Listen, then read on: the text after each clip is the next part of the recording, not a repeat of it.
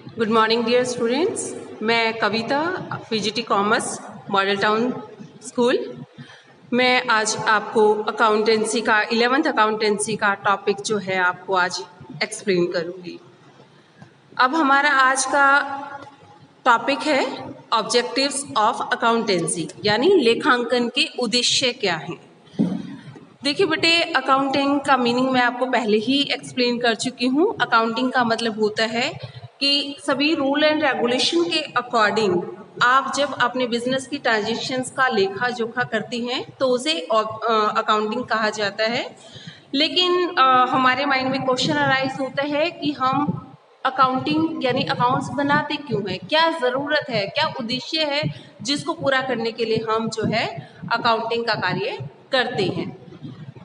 तो हमारे objectives of accounting में हमारा फर्स्ट पॉइंट है व्यावसायिक लेन देनों के नियमित लेखे करना, यानी to keep systematic record. Accounting हम अपने अकाउंट्स इसलिए बनाते हैं ताकि रूल एंड रेगुलेशन के अकॉर्डिंग हमारे बिजनेस में जितनी भी ट्रांजेक्शन हुई है उनको आराम से लिखा जा सके, ताकि उससे हमें जो भी यूजफुल इंफॉर्मेशन की ज़रूरत है वो आसानी से मिल सके।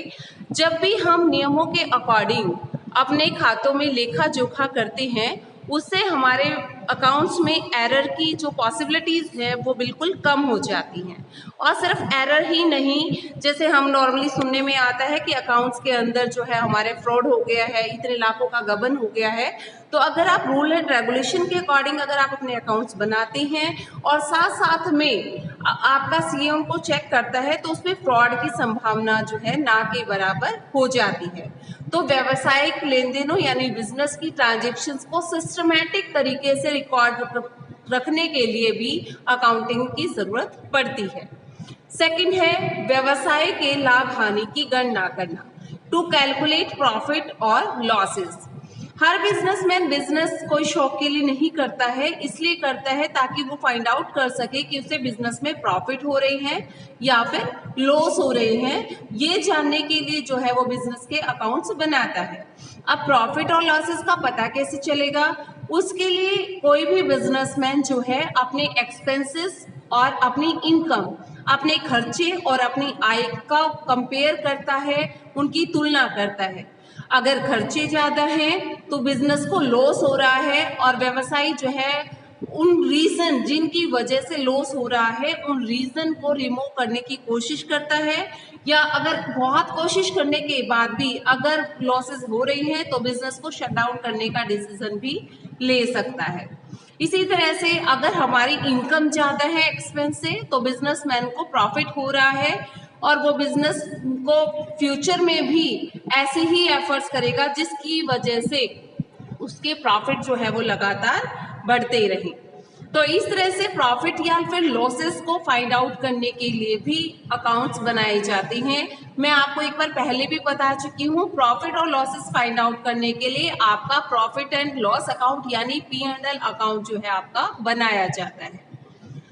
थर्ड है आपका व्यवसाय की वित्तीय स्थिति ज्ञात करना, यानी to know the financial position of business. तो बिजनेस की फाइनेंशियल पोजीशन कैसी है ये जानने के लिए हर बिजनेसमैन बैलेंस शीट बनाता है। बैलेंस शीट बनाने से उसको पता चल जाता है कि उसकी असेट्स कितनी है, लायबिलिटीज कितनी है, उसके लेनदार यानी डेटर्स क्रेडिटर्स कितने हैं, उसके देनदार यानी उसके डेटर्स कितने हैं, स्टॉक कितना बचा हुआ है, कितना प्रोडक्शन करना है। ये सारी स्थिति का बिल्कुल क्लियर पिक्चर उसके सामने आ जाती है। इसके साथ साथ अकाउंट्स बनाने से बैलेंस शीट बनाई जाती है, उससे पता चल जाता है कि बिजनेस की लॉन्ग टर्म बोरोइंग कितनी है, किस किस फाइनेंशियल इंस्टीट्यूशन से कितना कितना लोन आपने लिया हुआ है, साथ साथ में आपकी लायबिलिटी कितनी है, आपको कब किस पार्टी को कब पेमेंट करनी है। ये सारी सिचुएशन भी आपको बैलेंस शीट से पता चल जाती है और बैलेंस शीट आपके अकाउंटिंग के अंदर ही प्रिपेयर की जाती है। नेक्स्ट है बेटा आपका अशुद्धियों व कपटों को ढूंढना, यानी to prevent error and fraud. Accounting के अंदर आपके जो भी अकाउंट्स है पूरे रूल रेगुलेशन के अकॉर्डिंग बनाए जाते हैं, इससे उसमें एरर अशुद्धियों की संभावना जो है वो बिल्कुल ना के बराबर हो जाती है। इसके साथ साथ फ्रॉड की संभावना भी नहीं होती, क्योंकि हर जो है कंसेप्ट है, हर अकाउंट्स के अंदर जो भी ट्रांजेक्शन्स है उसकी रिकॉर्डिंग अकाउंटिंग प्रिंसिपल्स के अकॉर्डिंग होती है, रूल एंड रेगुलेशन के अकॉर्डिंग होती है, तो किसी भी फ्रॉड या फिर गबन की संभावना भी खत्म हो जाती है। नेक्स्ट है आपका प्रयोगकर्ताओं को सूचना प्रदान करना। आपके बिजनेस प्रयोगकर्ता कौन होते हैं? To communicate the users. User कौन है आपके अकाउंट्स के? आपके अकाउंट्स के यूजर्स में बहुत सारे होते हैं, जैसे डेटर्स हो सकते हैं। डेटर्स क्या कौन है? जिन्हें हमारा पैसा देना है। वो हमारी फाइनेंशियल पोजीशन को ध्यान में रखते हुए ये कंक्लूजन निकाल सकती हैं कि उन्हें कितना टाइम जो है पेमेंट के लिए दिया जा सकता है, कब उन पर हम पेमेंट करने के लिए प्रेशर बना सकते हैं। इसी तरह से हमारे जो क्रेडिटर्स हैं जिनका हमने पेमेंट करनी है, वो ये जानना चाहते हैं कि टाइम पर हम पेमेंट कर पाएंगे या फिर नहीं कर पाएंगे। क्या जो उन्होंने हमारे बिजनेस को लोन दिया हुआ है, क्या हम उस लोन पे इंटरेस्ट की पेमेंट कर पाएंगे या नहीं कर पाएंगे, इसके बारे में इंफॉर्मेशन जो है उन्हें हमारे अकाउंट्स देखकर पता चलेगी। अगर हमारे प्रॉफिट हो रहे हैं, इट मीन्स हम लोन को टाइम पर पेमेंट कर सकते हैं, साथ साथ में हम जो है इंटरेस्ट की पेमेंट भी हम टाइम पर कर पाएंगे। इसी तरह से हमारी गवर्नमेंट है, वो भी एक इंटरेस्टेड पार्टी है। गवर्नमेंट भी हमारी जो है जानना चाहती है कि हमारे बिजनेस को प्रॉफिट हुआ या लॉस हुआ। अगर प्रॉफिट होता है तो एक बिजनेसमैन को उस पर टैक्स पे करना पड़ता है, जो गवर्नमेंट की इनकम का एक बहुत बड़ा सोर्स है। तो ऐसे कंडीशन में हमारी गवर्नमेंट भी हमारे अकाउंट्स में इंटरेस्टेड होती है। इसी तरह से बैंक क्या है? ऑलमोस्ट सभी बिजनेस जो है लोन पर बैंक से लोन लेकर चलाए जाते हैं, क्योंकि बिजनेस चलाने के लिए एक बड़े अमाउंट की जरूरत होती है, ज्यादा कैपिटल की जरूरत होती है, पूंजी की जरूरत होती है।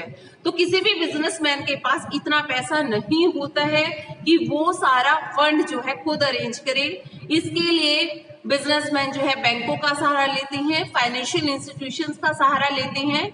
ये फाइनेंशियल इंस्टीट्यूशन जो है आपके जो है बिजनेस को लोन देते वक्त जानना चाहते हैं क्या आप उनके लोन की टाइम पर पेमेंट कर पाएंगे या नहीं कर पाएंगे, और क्या आप इंटरेस्ट की टाइम पर पेमेंट कर पाएंगे या नहीं कर पाएंगे। और इस बारे में उन्हें इंफॉर्मेशन बिजनेस के प्रॉफिट या लॉस जानकर होती है।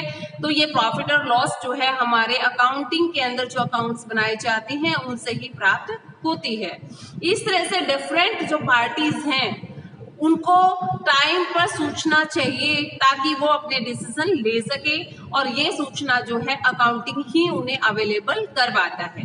तो इस तरह से अकाउंटिंग जो है ये 5 उद्देश्य हैं अकाउंटिंग के, जिनके को ध्यान में रखते हुए जो है अकाउंट्स प्रिपेयर किए जाते हैं। एक बार फिर से इन शॉर्ट में आपको एक्सप्लेन करूंगी कि रूल एंड रेगुलेशंस के अकॉर्डिंग अकाउंटिंग ट्रांजैक्शंस का रिकॉर्ड रखने के लिए हमें अकाउंटिंग की जरूरत होती है। बिजनेस के प्रॉफिट या लॉस फाइंड आउट करने के लिए अकाउंट्स की बनाने की जरूरत होती है। बिजनेस की फाइनेंशियल पोजीशन जानने के लिए भी हमें अकाउंटिंग की जरूरत होती है। बिजनेस के अंदर किसी तरह का कोई भी फ्रॉड या गबन ना हो, इसके लिए भी अकाउंटिंग की जरूरत होती है। इसके साथ साथ जो डिफरेंट इंटरेस्टेड पार्टीज होती हैं उन तक इंफॉर्मेशन पहुंचाने के लिए भी अकाउंटिंग की जरूरत होती है। तो ये आपका ऑब्जेक्टिव्स ऑफ अकाउंटिंग का टॉपिक कंप्लीट हो चुका है। ओके बेटा, हैव अ नाइस डे।